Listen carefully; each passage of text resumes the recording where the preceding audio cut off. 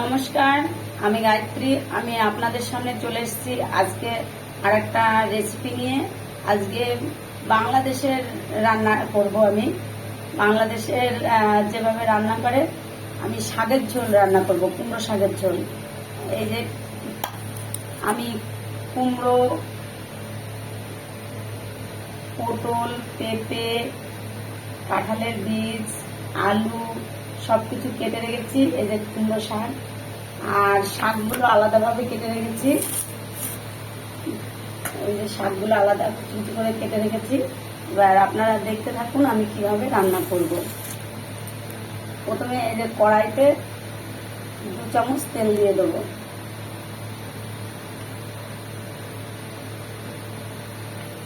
দু চামচ তেল দিয়ে দিয়েছি।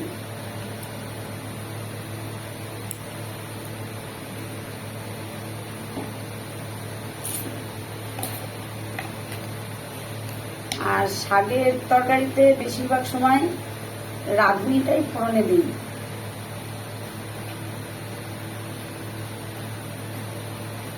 আর কে কোথায় থেকে দেখছো তোমরা কমেন্ট করো, লাইক করো, শেয়ার করো, আমার পাশে থেকো।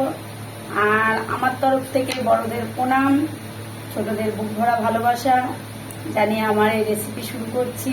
তোমরা দেখতে থাকো, আমার পাশে থেকো।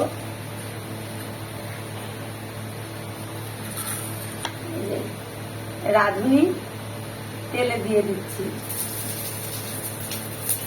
আর একটা তেজপাতা দিয়ে দিচ্ছি।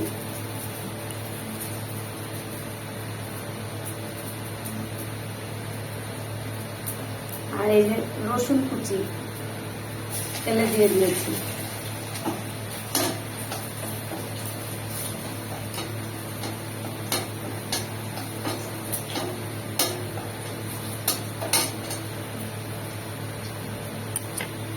আর একটু জিরা বাটা, একটু লঙ্কা বাটা, একটু আদা বাটা দিয়ে দিচ্ছি।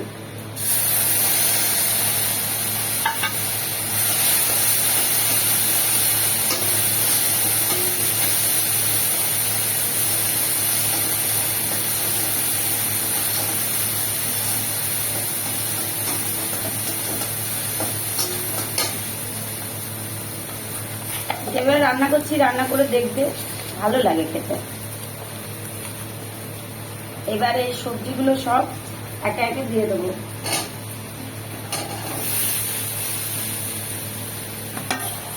সবজিগুলো দেওয়া হয়ে গেছে। এবার আমি সবজিগুলো মশলার সাথে সব ভেজে নেব।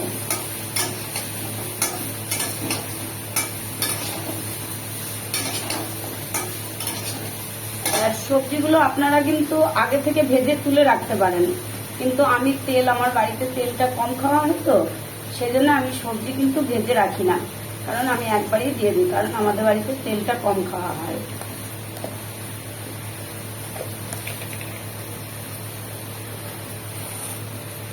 একটু হলুদ দিয়ে দিচ্ছি। এটা পরিমাণ মতো, যার যেমন পরিমাণ সেই বুঝে হলুদটা দেবে।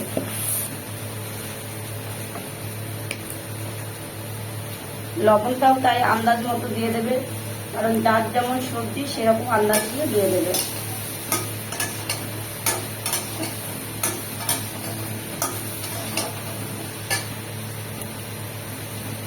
এবার এটা 5 মিনিট আমি ভাজতে থাকি, তোমরা দেখতে থাকো।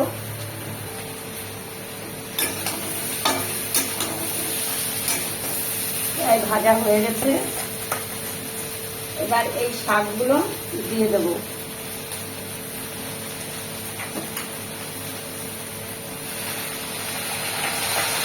শাকগুলো দেওয়ার পরেও 2-3 মিনিট আমি ভেজে নেবো। আপনারা দেখতে থাকুন। শাকটাও এই যে নাড়াচাড়া করবো এখন। কুমড়ো শাকটা দেখে মনে হয় অনেকটা, কিন্তু একটু নাড়াচাড়া করে একদম গলে যায়। দেখুন একদম গলে গেছে, প্রায় গলে গিয়েছে, একদম সিদ্ধ হয়ে একদম অল্প হয়ে গেছে।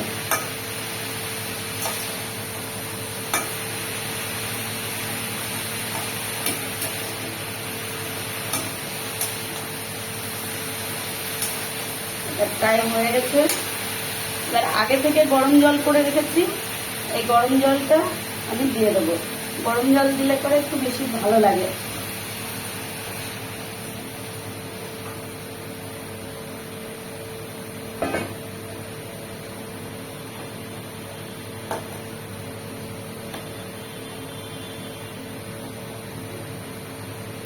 এবার গরম জলটা দিয়েছে, এবার ঢাকা দিয়ে দেবো, ফুটতে থাকুক, হতে থাকুক, আপনারা দেখতে থাকুন। দেখুন আমার শাকের ঝোল প্রায় হয়ে গেছে। এবার গ্যাসটা অফ করে দেবো, অফ করে এটা নামিয়ে নেব।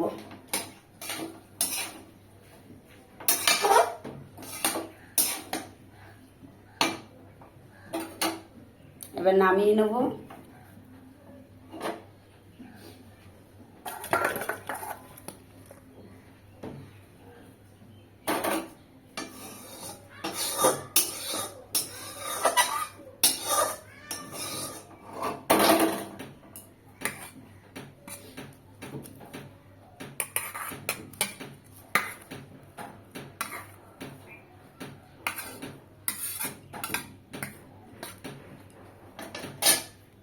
দেখুন কি সুন্দর কুমড়ো শাকের রেসিপি হয়ে গেছে।